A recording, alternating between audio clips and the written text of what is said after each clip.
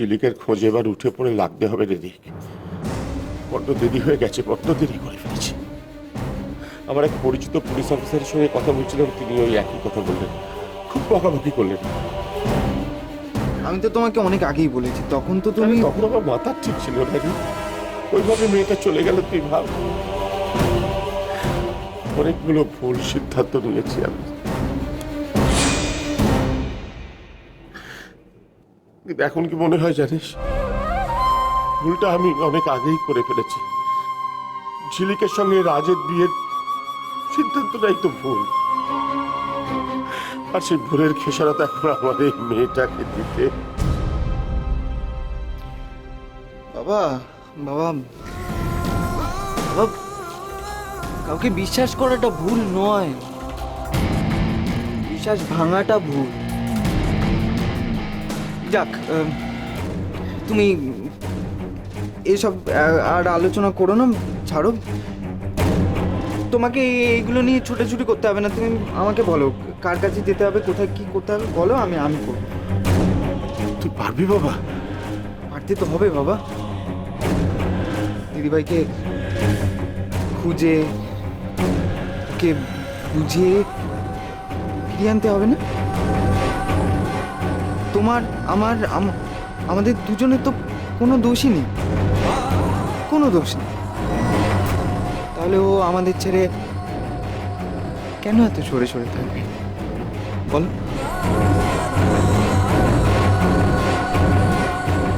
বাবা, একটা কথা ছিল, আমি তোমাকে বলতে চাইছিলাম না এই অবস্থায়। বল না, বল। মিস্টার থাপারের কেসটা, মানে আমাকে বারবার ফোন করছেন। ওসব এখন তুই সামলা রে, আমি তো তোকে বলেইছি আগে। তুমি কেন বুঝছো না? আমি একটা স্টেজ অবধি কাজটা এগোতে পারি, কিন্তু তারপর তো পারবো না। ফাইনাল ডিসিশনটা তো তোমাকেই নিতে হবে না? ওই অথরিটি আমার নেই, ওটা তো শুধু তোমার আর চ্যাম্পের আছে। ওর কথা থাক।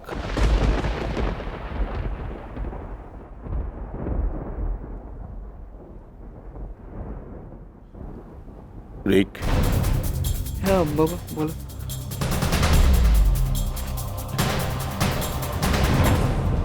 এই ফাইলটায় তোকে অথরাইজ করার সমস্ত লিগ্যাল ডকুমেন্টস আছে। এখন থেকে আইনত তুই সমস্ত ডিসিশন নিতে পারবি কোম্পানির ব্যাপারে। এটা কার্যকর করার জন্য তোকে আর কারোর সাহায্য নিতে হবে না। সেই পুলিশ অফিসার। হ্যাঁ হ্যাঁ হ্যাঁ অফিসার বলুন। না, আমার ছেলে কালকেই আপনার সঙ্গে দেখা করবে। হ্যাঁ, আমার মেয়ের ছবি নিয়ে যাবে অবশ্যই, নিশ্চয়ই। আপনি বলবেন, আমি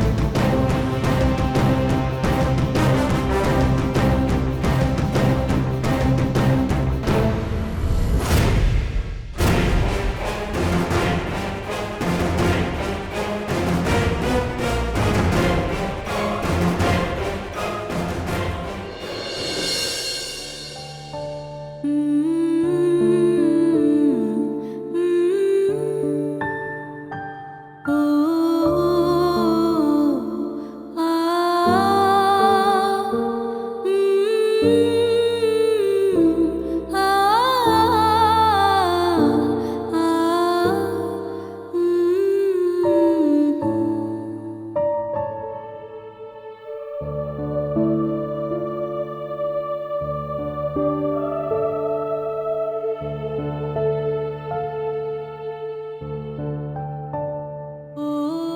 চাইবো? না থাক, ওনারা মনে হয় ঘুমিয়ে পড়েছেন।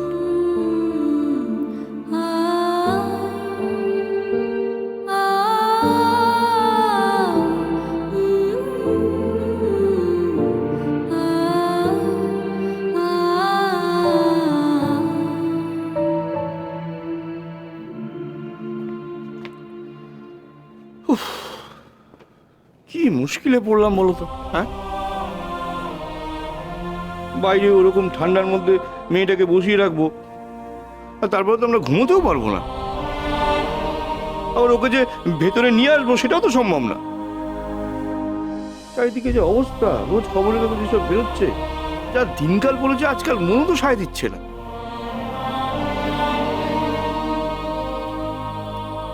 শোনো না, আমি বলছিলাম কি যে মেয়েটাকে ঘরে রেখে একবার শোনো না, ও ও কিছু বলতে চাইছে। আরে না না, ও ও কিছু লুকোচ্ছে, তুমি বুঝতে পারছো না। তাতেই তোমার সন্দেহটা হলো। আমি এতবার করে জিজ্ঞেস করলাম, একটা কথার উত্তর দিল। সে তুমি যাই বলো, আমার যেন কেমন লাগছে ব্যাপারটা। আরে মেয়েটা হয়তো সত্যি কোনো বিপদে পড়েছে, আর আমার কিন্তু মেয়েটাকে দেখে খুব ভালোই মনে হচ্ছে জানো, সত্যি। একবার দেখি মেয়েটাকে বুঝে ফেলি যে মেয়েটা ভালো। হ্যাঁ, বাবা কি প্রতিভা তোমার! মানুষ চেনা না অত সহজ নয়, বুঝেছো? আসলে আসলে মেয়েটাকে দেখে আমার এই মেয়েটাকে দেখে আমাদের অনেকটা নন্দুর বয়সী মনে হচ্ছে না গো, হ্যাঁ তাই না? আমার খুব মায়া হচ্ছে মেয়েটার জন্য। ওই সিঁড়ির পাশে ঠান্ডার মধ্যে পড়ে রয়েছে মেয়েটা, খুব ঠান্ডা লাগছে মেয়েটা। কি বলতে চাইছো? যেটা ব্যাখ্যা করতে চাইছো সেটা আমি বুঝতে পেরেছি। মেয়েটাকে তুমি ঘরের ভেতরে আনতে চাইছো, তাই তো? হ্যাঁ, দাঁড়িয়ে রইলে কেন? যাও, আপ্যায়ন করে ভেতরে নিয়ে এসো, যাও।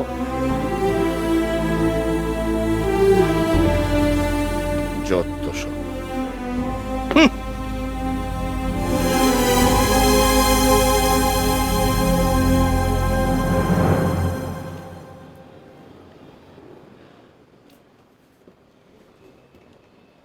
এই যে শুনছো, ভেতরে এসো। কি হলো, হাঁ করে তাকিয়ে আছো কেন? ভেতরে এসো, এসো।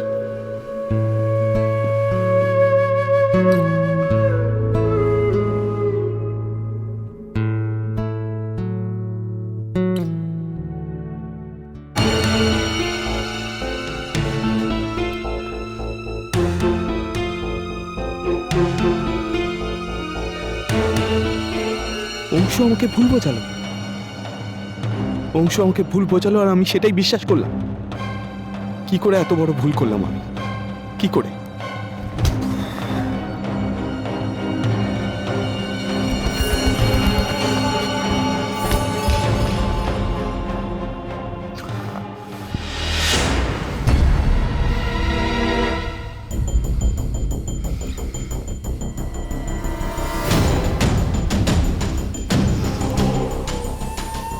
তুমি ফিরে এসেছো? আমার ফিরতে একটু লেট হয়ে গেল।